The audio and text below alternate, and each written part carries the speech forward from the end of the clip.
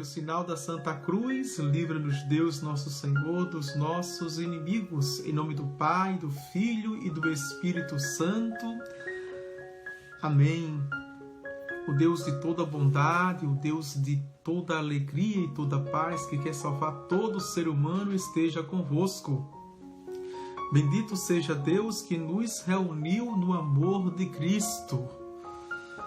Vinde, Espírito Santo, enchei os corações dos vossos fiéis e acendei neles o fogo do vosso amor. Enviai o vosso Espírito e tudo será criado e renovareis a face da terra. Oremos, ó Deus, que instruísse os corações dos vossos fiéis, com a luz do Espírito Santo, fazer que apreciemos retamente todas as coisas, segundo o mesmo Espírito, e gozemos sempre de suas consolações. Por Cristo nosso Senhor. Amém. Ave Maria, cheia de graça, o Senhor é convosco. Bendita sois vós entre as mulheres, e bendito é o fruto do vosso ventre, Jesus. Santa Maria, Mãe de Deus, rogai por nós, pecadores, agora e na hora de nossa morte. Amém. Glória ao Pai, ao Filho e ao Espírito Santo, como era no princípio, agora e sempre. Amém. Santo anjo do Senhor, meu zeloso guardador, se a ti me confiou a piedade divina, sempre me rege, me guarda, me governa, me ilumina. Amém. Louvado seja o nosso Senhor Jesus Cristo, para sempre seja louvado. Vamos para o nosso número 298, aonde nós ficamos ontem, para já entrar no quinto inciso, que Deus realiza o seu projeto, a divina providência. Uma vez que Deus pôde criar do nada, pode, pelo Espírito Santo, dar vida da alma a pecadores, criando neles um coração puro, e a vida do corpo aos falecidos pela ressurreição. Ele que faz viver os mortos e chama à existência as coisas que não existem. Romanos 4, capítulo 4, versículo 17. E uma vez que pela sua palavra pôde fazer resplandecer a luz a partir das trevas, pode também dar luz da fé àqueles que a desconhecem. Vejam que maravilha! Tudo nós encontramos o fundamento bíblico, não é? Aquele que, criando neles um coração puro, é o Salmo de Davi, 51, versículo 12, não é? Tá um coração puro, Davi pede. Veja, depois o fundamento, para a gente ver o fundamento bíblico, não é? Em Gênesis capítulo 1, versículo 3, diante das trevas resplandece a luz. Faça-se a luz, e a luz se fez. E depois, a luz da fé, aqueles que a desconhecem, nós temos como fundamento 2 Coríntios, capítulo 4, versículo 6. Diz assim São Paulo quando fala à comunidade de Coríntios. Mas três realidades comparativas. Diante de uma realidade, veja, aquele que criou do nada pode, pelo Espírito, dar vida à alma a pecadores. Veja, primeira realidade, dimensão. Por que a pecadores? Porque pecadores aqui é no sentido de o pecado mortal, que tem, veja, que vai matando a alma. O pecado mortal. Mortal é mortal mesmo, viu? Porque se morrer psiquicamente e fisicamente, a alma nunca morre, né?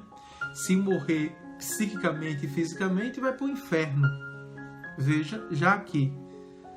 Mas ele tem poder de converter o pecador e dar vida à alma, se assim nós deixarmos que o Senhor nos converta. Outra realidade é criando nele um coração puro. Veja que está intrinsecamente ligado. O que quer dar vida à alma ao pecador. E atenção, o pecado nos torna inimigos de Deus. É uma realidade dura, não é? Nua e crua. Amigos de Deus são aqueles e aquelas que não pecam mais mortalmente. Estão iniciando a amizade com Deus. Por isso, olhe para a história dos santos, de homens e mulheres iguais a nós, que eles lutaram contra o pecado, começaram a luta, o bom combate da fé contra os pecados mortais, e depois não se admitiram nem sequer o pecado venial, para não ferir o coração de Deus, para não magoar o coração de Deus, porque é tão bom e amável como nós rezamos no ato de contrição. E aí nós entramos numa amizade de Deus. E os amigos de Deus, por Ele, entra no caminho de santidade. É generoso cada vez mais por Ele. Porque primeiro experimentaram o amor de Deus e querem corresponder à santidade. Atenção! O cristão não procura a santidade pela santidade. Atenção aqui, cristão católico, sério isso. Santidade pela santidade se torna puritanismo. Santidade pela santidade se torna apenas, vejam, farisaísmo. Apenas uma observação da moral, uma observação da ética, dos padrões que regem a norma social, o relacionamento cívico. Por que eu entro, não é? E a maioria dos santos não sabiam que estavam entrando no caminho de santidade. Não, alguns santos que se decidiram por causa de outros, por exemplo, Santo Inácio de Loyola, quando foi ferido no exército e teve que ficar, não é, em recuperação, ele pegou o livro chamado A Geografia, que é a história dos santos, e depois que terminou, ele disse: se eles puderam ser santos, eu também vou ser santo. Se decidiu ser santo. E cada um tem na sua época um método, uma forma, não é? Santa Teresa de Ávila, quando fala do castelo interior, né, das moradas, as 7 moradas, ela vai no caminho e vai colocando na sua autobiografia o caminho de santidade. Ela fez o caminho de santidade e deixou para nós, mas a maioria não sabia. Por exemplo, não é? Ontem, a feliz notícia que nós tivemos, que já o Dom Rui, na diocese de Caruaru, já abriu, decretou lá a abertura, não é, das orações para pedir a beatificação de Dom Henrique. Dom Henrique não sabia que estava no caminho de santidade. Tinha cheiro de santidade. Nós também não sabíamos que ele era já aqui na terra, não é? Trilhando e chegando em estágio de santidade. Veja, por uma vida comum, por uma vida normal, mas pessoalmente, não é? Na intimidade com Cristo, na intimidade com Deus, pela força do Espírito Santo, a pessoa já vinha se decidindo e combatendo os pecados mortais para se aproximar cada vez de Deus, cada vez mais de Deus. Tem essa dimensão, veja. Por quê? Porque não é força própria. Não é força própria. Por isso que eu disse, não tem santidade. Aliás, não tem sentido a santidade pela santidade. Ela só tem sentido quando é por amor a Deus, por causa dele. Por causa dele, eu vou buscando ser mais justo. Por causa dele, eu vou deixando a mentira e me aproximando da verdade, usando a verdade. Por causa dele, eu vou sendo mais honesto. Por causa dele eu vou combatendo os vícios, as paixões estragadas. Por causa de Jesus eu vou sendo generoso. Por causa de Jesus eu vou sendo mais humano. Por causa de Jesus, veja, eu vou sendo mais educado, mais delicado, mais gentil com as pessoas. Por causa de Jesus eu vou entrando no caminho de santidade, porque eu tenho Jesus na minha frente. Por isso que é preciso pegar a cruz cotidiana. Essa cruz cotidiana é prática, viu? São as provações, tribulações, tentações, mas é o meu temperamento, eu trabalhar o meu temperamento, é o meu trejeito, eu trabalhar o meu trejeito, é os meus pantins, tá certo? É aquilo que botaram em mim, é aquilo que eu julgo que era certo, eu estava convicto, depois que eu conheço o Evangelho, a Santa Igreja Católica, os sacramentos, depois que eu comungo a Eucaristia, depois que eu rezo o Rosário, tenho Nossa Senhora como modelo, sou devoto de um santo, tenho o meu santo anjo da guarda, eu vou crescendo na espiritualidade, então as vendas dos olhos, as escamas vão caindo. E aí se faz o santo e a santa. Veja, a partir desse mistério da criação. E outra coisa, e uma vez que pela sua palavra pôde fazer resplandecer a luz a partir das trevas, pode também dar luz da fé àqueles que a desconhecem. E aqui tem sentido da gente gastar a nossa vida, não é? Por uma vida de entrega a Deus. E gastar a nossa vida não por gastar. Assim é suicídio. Gastar a nossa vida não porque a gente é relaxado, não porque a gente está relativizando a vida, perdendo o sentido dela. Não, a gente vai gastando a vida porque a gente quer dar sentido à vida para algo e alguém maior do que a gente. E por isso que é uma vida entrega pelos outros. Primeiro por causa de Deus, por Deus, em favor dos homens. Nós nos gastamos, nós insistimos, persistimos, mesmo que, veja, a resposta só seja tristeza. A resposta só seja incompreensão, a resposta só seja angústia. As pessoas olham e não entendem a sua ação, a sua postura. E existem múltiplas visões e múltiplas interpretações. Mas você é que tem que estar focado, você tem que estar com os olhos fixos, você tem que assumir a sua cruz, renunciar a si mesmo e andar atrás de Jesus, a tríplice, veja, dimensão do segmento, do discipulado de Jesus.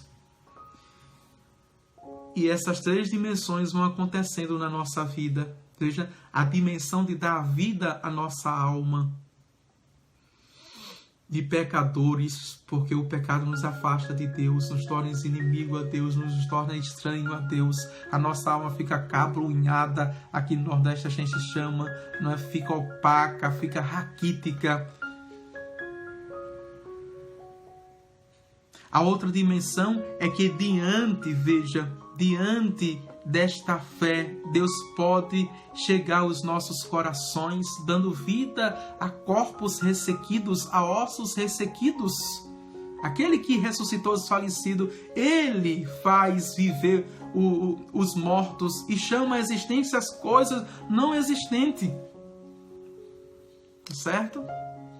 Então não se desespere, não se aperreie. Veja, é o próprio catecismo fundamentado nas Sagradas Escrituras. Vamos avante? Deus cria um mundo ordenado e bom. Veja, todo mundo. O mundo é esse mundo que nós estamos, ordenado e bom para todos nós. Número 299. Já que Deus cria com sabedoria, a criação é ordenada, não é desordenada. Desordem não faz parte de Deus, viu? deixa eu falar bem rasteiro, desmantelo, bagunça, desestrutura, desarrumação, a linguagem que a gente conhece, não faz parte de Deus. Sujeira não faz parte de Deus. Imundice não faz parte de Deus. Lembre-se do Gênesis, quando tudo era caos, ou seja, desordem. Ele fez tudo cosmo, ou seja, harmonia, ordem.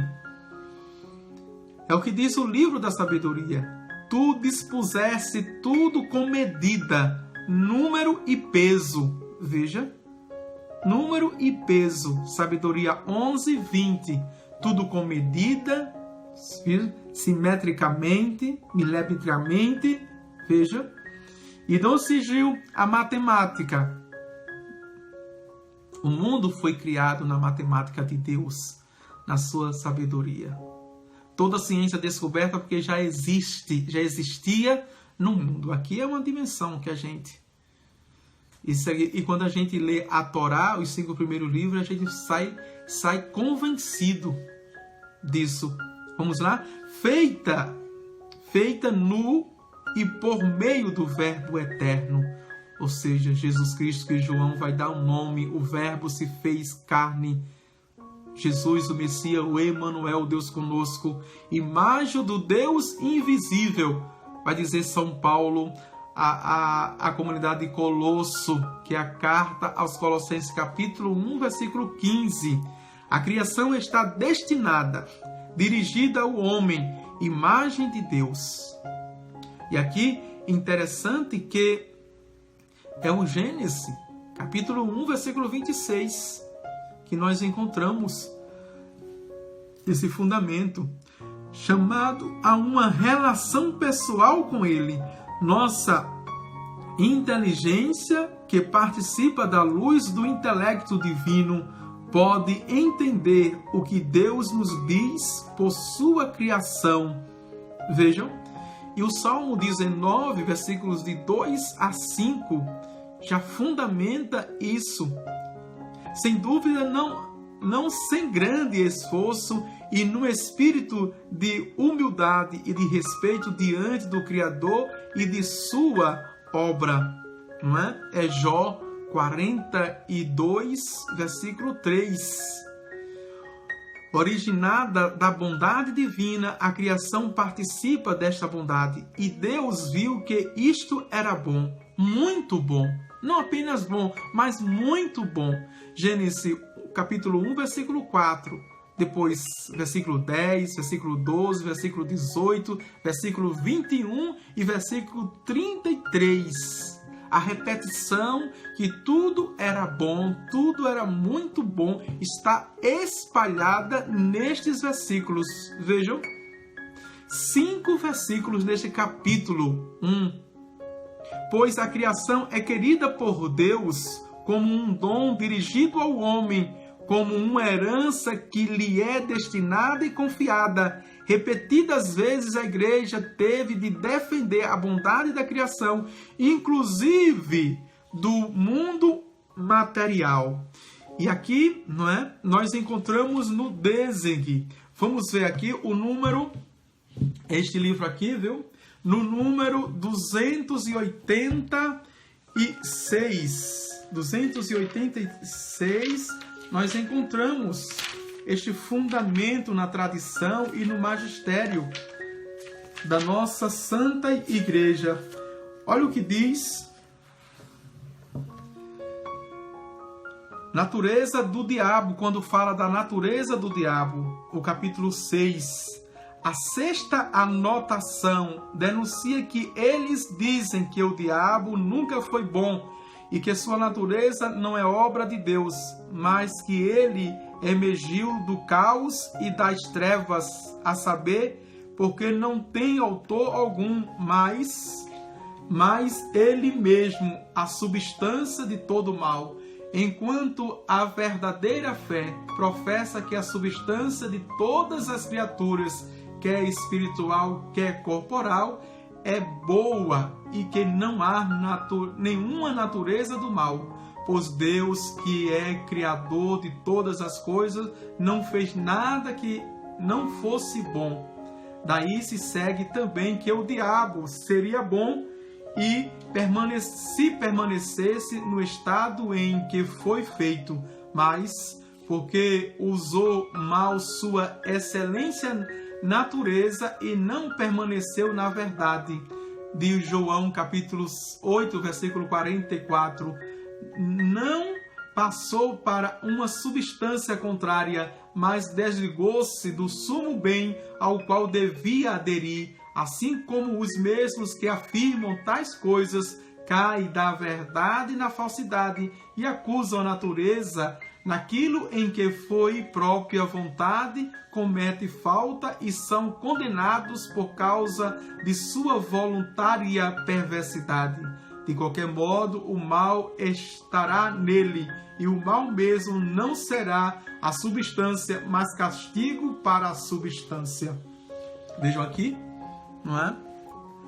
Há uma heresia que diz, segundo, veja, a natureza humana, e aqui é interessante nós irmos para o documento que é Quam Lautabiliter a Toribio Bispo de Astorga, que é de 21 de julho de 447, que falam sobre erros dos priscilianos em geral, ou seja, a heresia dos priscilianos, que distinguiam a natureza humana, não é, da natureza divina, e por isso que colocavam também as substâncias, a natureza divina dos espíritos, portanto, os espíritos bons, os espíritos maus, e que o bem veio de Deus e o mal foi criado pelo diabo, não é? E que ele mesmo é a substância dele mesmo, o diabo. E que isso é uma heresia e que a igreja não aceita, né? Deus criou tudo, como vimos ontem, do nada. Até o diabo foi, veja, criado por Deus, porque é angelical, mas Deus não criou da forma de diabo. Diabolos, que divide. Deus criou um anjo perfeitíssimo, finíssimo, espírito finíssimo, Lúcifer. E ele se tornou, não é? Se tornou por sua perversidade.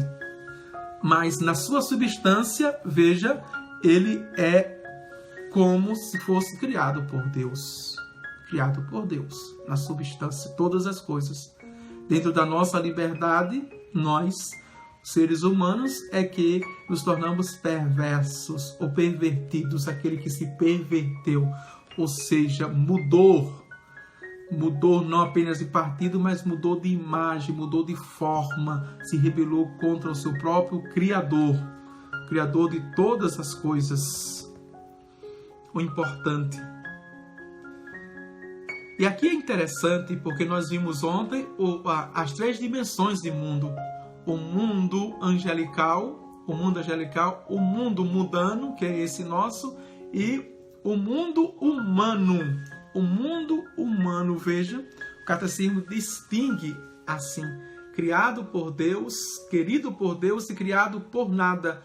E esses três mundos, se quisermos falar assim no plural, Deus viu que todos eles eram bons, e nele tudo que criou, não é? Criou todas as coisas boas. Luz bel no sentido de Lúcifer, não é?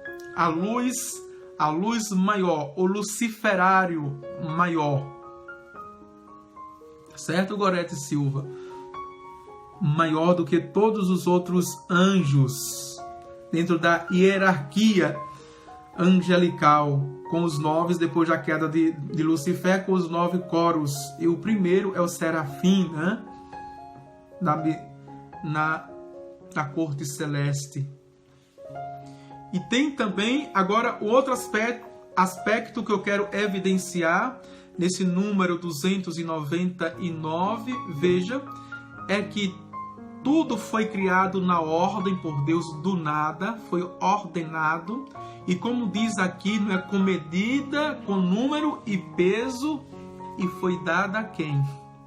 O mundo angelical, o mundo mundano, que é esse, foi dado à humanidade, a nós, criaturas, vejam, criaturas primordiais da criação, de toda a criação, nesses três níveis, ou nesses três mundos, a mais amada por Deus. Deus não enviaria o seu filho para morrer pelos anjos, viu? Isso é, veja, Deus não enviaria o seu filho para morrer pelos anjos. Deus não enviaria o seu filho Jesus para morrer pelo mundo, enquanto matéria, enquanto ordem, enquanto construção, o mundo. Deus enviou para morrer pelos humanos, pela humanidade. Não foi pelo mundo. Deu para entender, né? Então foi por mim e foi por você. Foi pelos justos e injustos. Foi pelos os inocentes e os culpados. Foi por aqueles obedientes e os desobedientes, os ímpios, os iníquos, os perversos, os pervertidos. Foi por todos Deus mandou. Por quê? Porque saindo da nossa zona de conforto, saindo da zona que limita a nossa visão, vamos ver que o nosso pecado não limita Deus de nos amar. Veja, não podemos ir para os céus com os nossos pecados, sobretudo o mortal. Por quê? Porque está dentro da nossa liberdade. E o próprio Filho de Deus, ao vir o mundo, já revelou que disse que é este pecado contra o Espírito Santo. E qual é o pecado contra o Espírito Santo que não tem perdão? O fechamento. E por que não tem perdão? Porque eu não quero dentro da minha liberdade. Eu digo a Deus que eu não quero ser salvo. Às vezes, verbalmente falando, às vezes com as minhas atitudes. Por isso que Santo Agostinho, veja, no século V, já lá, Santo Agostinho dizia: o Deus que te salvou sem ti, jamais poderá te salvar sem ti. Correto, Silva está dizendo, deve ser isso a raiva de Satanás. Nós somos filhos e ele apenas criatura. É verdade, Correto. Verdade. Não é? Porque os anjos nunca poderão se tornar filhos. Sempre ficarão numa condição criatural. A única criatura na criação, veja, que se tornou filho de Deus fomos nós, a humana. E Santo Agostinho também, por isso que é importante você voltar, não é? Muita gente fala da Idade Média, volta à Idade Média e suba. Aqui no Nordeste a gente chama de cacunda, viu? Os ombros. Suba na cacunda desses grandes homens que já pensaram. Isso não é humilhação, não é vergonha.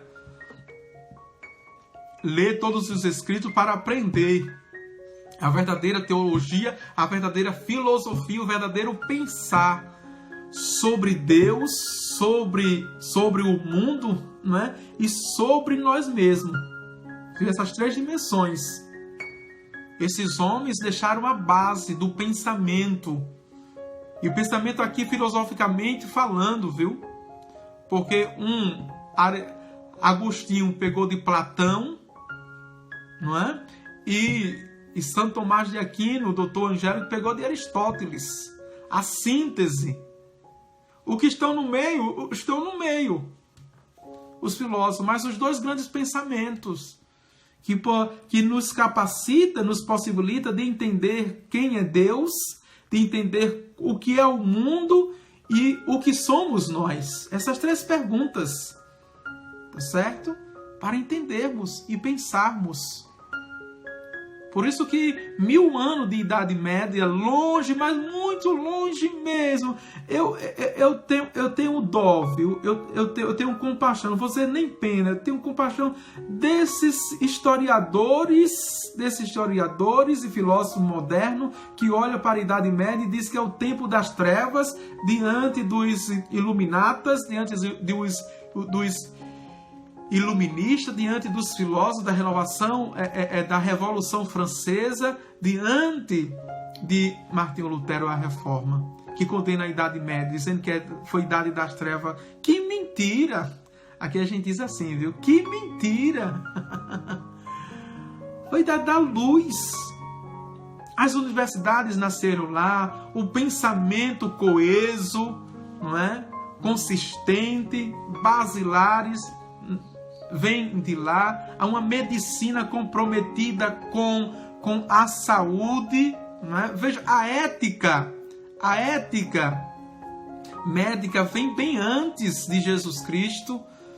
Veja, não é? E aí?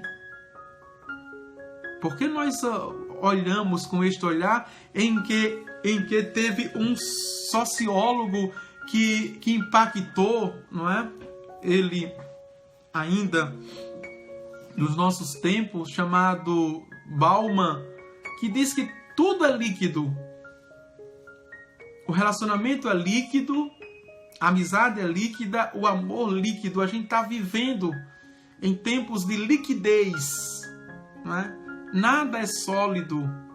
Veja, como é que nós, mesmo intelectuais, sabidinhos, bichinhos sabidinhos, podemos olhar e nós olhamos isso com uma desonestidade intelectual absurda, que olhamos para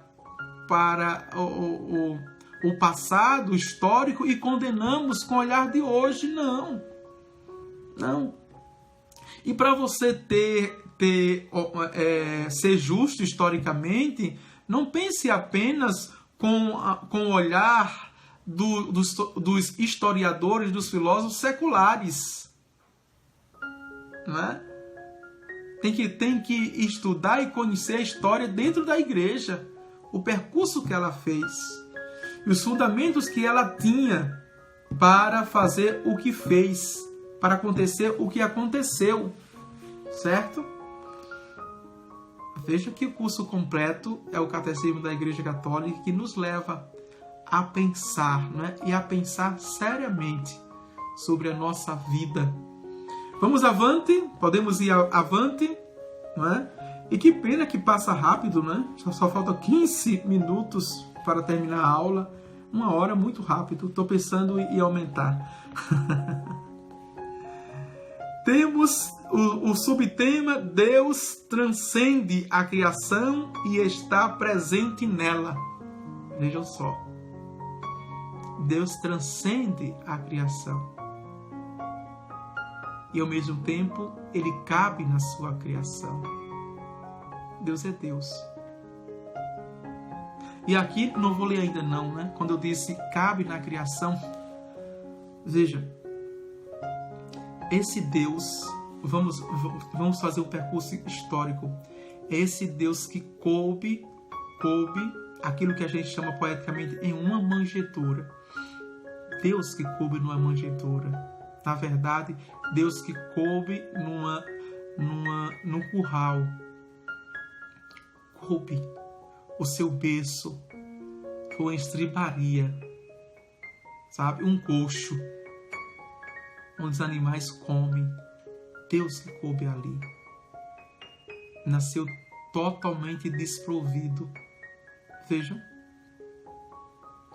Deus que coube no vale, geograficamente, territorialmente, Nazaré, embaixo no vale. Tanto é que Natanael da cidade disse: de Nazaré sai alguém que preste. Alguém que preste, veja. Enquanto pessoa, viu, ele falou isso. Enquanto cidadão e cidadã. Moral. É isso mesmo. Samuel Leandro, seja bem-vindo. O infinito se fez pequeno, se fez finito, né? Veja, moralmente falando, eticamente falando, lá de Nazaré, não é? Um Deus que coube no ofício do seu pai José. Vocês perdem tempo com isso? Ou só sou eu que sou maluco, que perco tempo refletindo essas coisas? Por isso que eu quero compartilhar um Deus que passou, não é? E depois os evangelistas, sobretudo os sinóticos, Mateus, Marcos e Lucas, não falam mais nada. Até os 12 anos ele está lá no templo, conversando com os doutores da lei. Mas depois ele passa 18 anos, dos 12 até 30, 18, né? Veja, em silêncio total. Um Deus que cria do nada, que está para além da sua criação, cabe no silêncio. Por isso que o cardeal Sara, para quem não conhece, viu? É um homem de Deus, é um santo aqui na terra também. Ele tem 3 livros, uma trilogia. Vale a pena conhecer os livros dele. É sempre no método de entrevista, perguntas e respostas. Mas um homem cheio de Deus e que tem uma palavra para o mundo pós-moderno. Ele diz que, quando ele escreve sobre o silêncio de Deus, ele diz que Deus é silêncio. Deus é silêncio. E de onde ele tirou isso? Senão de Nazaré. Nazaré coitada, Nazaré esquecida, mas todos que querem agora, nessa linguagem dos padres da igreja, Midrash, veja, quem quiser fazer uma experiência de Deus, tem que descer no vale para Nazaré. Começa lá. Você tem que descer profundamente para poder subir e fazer a experiência que São João da Cruz, o místico, né, ao lado de Teresa de Ávila, no século XVI, disse: só se faz a experiência de Deus subindo a montanha. Mas como subir se você não desceu? Como? Só se pode subir quando se desce. E aqui nessa linguagem, veja, metafórica, figurada, talvez a gente descer dos pedestais da gente, descer das soberbas da gente, descer das vaidades da gente, descer das prepotências da gente, não é?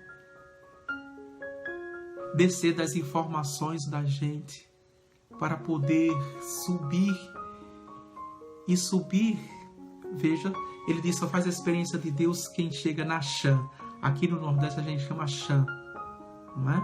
Que é a montanha, a planície da montanha chamada Chã, que é o pico que os místicos ficam esperando os teólogos, os que pensam sobre Deus. Os místicos fazem a experiência e ficam lá em cima esperando. Chega, ó, muito mais rápido, através da mística, da oração, da intimidade com Deus. Só se faz essa experiência. E ele diz assim, São João da Cruz, quando escreveu em outros meses os seus mais belos cantos espirituais, não é? Numa prisão eclesiástica, só que um facho de luz entrava. Quando entrava, ele aproveitava para escrever. Ele disse: subindo a montanha não tem como estacionar.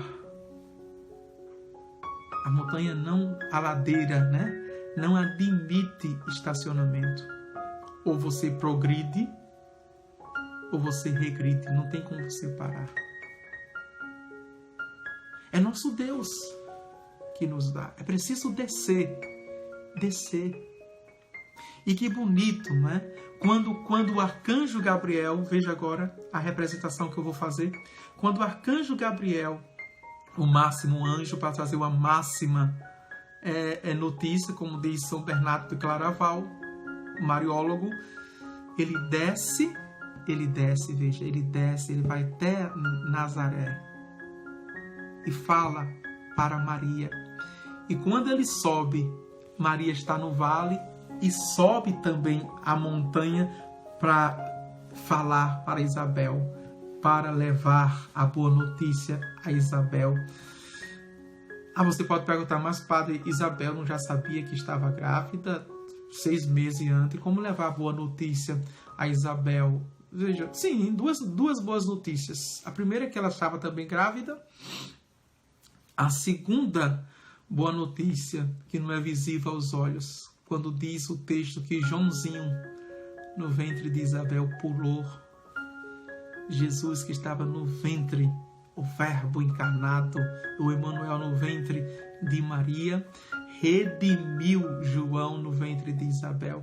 E João sai, nasce sem um pecado original e não cometeu o pecado pessoal. Santo na terra, puro, santo na terra, não é? Nossa Senhora, ela foi redimida, não é? Antes de entrar no ventre de Santana. João foi redimido antes de sair do ventre de Isabel. Que maravilha, né? Esses mistérios são maravilhosos, nos fazem pensar o quanto Deus. Então vamos ler o 300. Deus é infinitamente maior que todas as suas obras. É incalculável. Vejam, é incalculável. Sua majestade é mais alta do que os céus, criado por Ele mesmo, do que a sua morada. Salmo 8, versículo 2. Ele é incalculável. Vejam, e aqui é interessante que nós encontramos, é o livro sapiencial que diz isso, o Eclesiástico, no capítulo 43, versículo 30. E eu gosto muito dos santos, e vocês vão me ouvir muito falar de história de santos, e aqui e acolá, né, contextualizar. Né? Veja, não existia esse catecismo e esse crescimento para Amaral, é isso mesmo? Seguir Jesus e confiar e não te duvidar que não há outro caminho, tá certo? Veja, não era esse catecismo do tempo de Santa Teresinha do Menino Jesus, mas ela diz uma coisa na sua oração e diante desses medos, que Santa Teresinha do Menino Jesus tinha muito medo de ir para o inferno, muito medo de ser condenada, né? Uma santa, mas é isso mesmo, viu? Quanto mais os santos se aproximavam da luz, mais viam o quanto ele era impuro, não é? Quanto era impuro. E Santa Teresa de Ávila diz justamente isso, que é um facho de luz que entra numa casa abandonada, e que aquela flecha da telha denuncia o quanto a casa está empoeirada, está suja. Não é? E Santa Catarina de Sena dizia que era uma verme, era uma miserável, ela não tinha dignidade diante de Deus, de comer o vômito de o mais dos miseráveis na face da terra, porque enquanto ela se aproximava da luz, ela via o quanto ela era miserável. É assim. Ninguém se engrandeceu diante de Deus. Ninguém. Isso é uma heresia, não é? É uma heresia agnóstica, não é? Os pelagianos, por exemplo, que o Papa Francisco, escrevendo um documento, não é? Chamado Gaudete et Exultate,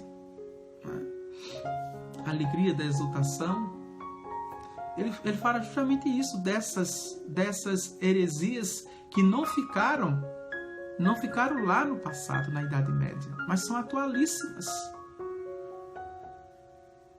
Que o meu intelecto eu possa chegar ao entendimento de todas as coisas. Eu não preciso da ação da Santíssima Trindade. E pela minha força também eu posso ser feliz. Eu posso ser feliz. Veja. Mas aqui o que eu quero dizer, voltando a Santa Teresinha do Menino Jesus, é que ela intui isso aqui. O que depois de séculos a igreja vai colocar para nós. Veja, ela diz, menino Jesus, menino Jesus, menino Jesus, eu tenho tanto medo de ir para o inferno, mas se tu fores comigo eu irei. Porque ela diz, os céus é Deus. Os céus é Deus. Então Deus, mesmo estando no inferno, seria impossível, estando no inferno, lá onde está Deus é os céus. Onde está Deus é os céus. Por isso que ele transcende a realidade que ele cria como morada. Ele transcende os próprios céus. Vejam, Fátima Vital, eu sou apaixonada pela vida dos santos, eles nos ensinam o caminho a ser percorrido até Jesus. É verdade, Fátima, não é? Todo o caminho. Vejam, e é preciso que, de fato, a gente tenha esse saber, não é? Essa ciência infusa para ir descobrindo nas coisas materiais as coisas imateriais, nas coisas visíveis as coisas invisíveis, não é? A presença de Deus, onde quer se revelar. E aqui é importante que duas realidades para nós consagrados. Quem é consagrado aí, não é? No sentido que está em comunidade de vida e de aliança, quem é religioso, religiosa, quem é seminarista, quer se consagrar. Veja, a terra, o lugar que Deus me quer é a sua vontade. Por isso que nada de apego a territórios, a espaço geográfico, a casa, a seminário, a paróquia, a diocese, não. Onde Deus me enviar, é a sua vontade, Deus estará comigo ali. É os céus para mim. É os céus para mim. Uma outra realidade é a realidade da providência. A providência. E providência é o que Deus prepara para mim. Providência é o que Deus prepara para mim. Não é o que eu digo que eu estou necessitando para que os outros deem. Isso não é providência, nunca foi. Isso é previdência. E de uma forma mais medíocre, porque se eu peço o que eu necessito, não é? Veja, é porque eu não tenho disposição para trabalhar. E quem não tem disposição para trabalhar, o mundo chama de preguiçoso. E é feio. É feio. Eu não tenho que basilar a minha vocação, não é? Relativizá-la. Porque eu posso até criar um discurso gostoso, saboroso, de ser degustado e poeticamente ser ouvido como providência, mas na verdade eu estou sempre fazendo previdência das minhas coisas. Eu tenho sempre patrocinadores, né? Eu tenho sempre benfeitores, eu tenho sempre pessoas que me ajudam, porque eu peço. Então isso é previdência, não é providência de Deus. Providência de Deus é justamente eu ficar totalmente vulnerável em suas mãos e viver como despojado. Viver como despojado, né? Quem não quiser trabalhar, que também não coma, diz o apóstolo Paulo. É verdade, Samuel Leandro. Diz o apóstolo Paulo. É duro ouvir isso, mas é verdade.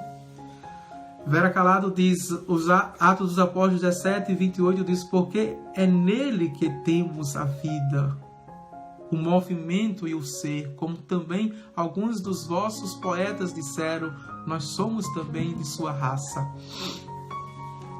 Amém? Vamos terminar esse número aqui que a gente vai para... Eu pensei que ia entrar no quinto inciso, mas falta um número ainda. Vamos terminar. Mas, por ser o Criador soberano e livre, causa primeira de tudo que existe, Ele está presente no mais íntimo das suas criaturas. Nele vivemos, nos movemos e existimos. Atos dos Apóstolos 17 e 21, que falou Vera Calado. Segundo as palavras de Santo Agostinho, ele é superior, sumum nel et interior intimum mel. Maior do que o que há de maior em mim e mais íntimo do que o que é de mais íntimo em mim mesmo. Dá para entender, veja poeticamente, o que Santo Agostinho coloca no livro das Confissões, no terceiro livro das Confissões, vejam, nos números 6 e 11, ele supera a sua criação, não é? Veja, maior do que o que há de maior em mim e mais íntimo do que o que há de mais íntimo em mim é Deus. É Deus. Tá certo?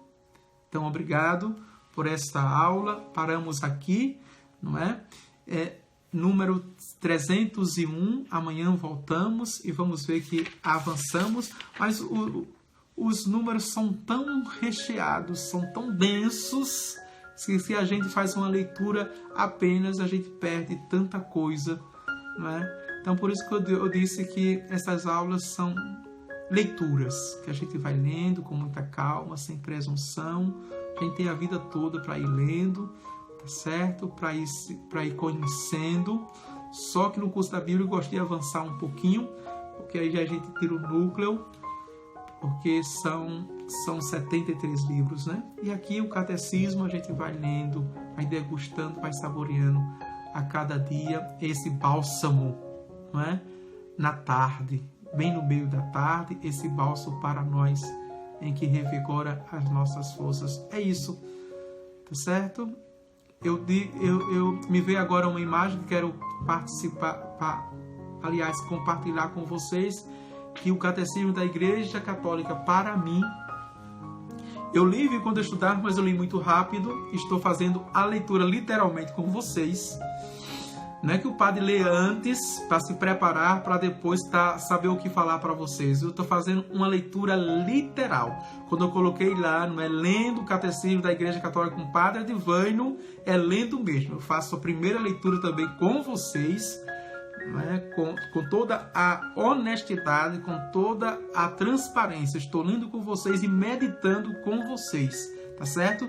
Por isso que para mim, né, eu tenho essa grande imagem que me veio agora, que o Catecismo da Igreja Católica está sendo para mim, né, como eu tivesse no meio do deserto, depois de uma manhã toda, não é, andando, cansado, fatigado, e nesta hora eu vejo o oásis, que não é miragem, mas é de fato um oásis que eu possa me refrescar, é um refrigério para a minha alma, tá certo? Que o Senhor lhe abençoe, te ilumine e te guarde. Amém. Amém. Não deu 1 hora não, Padre. Ainda temos tempo.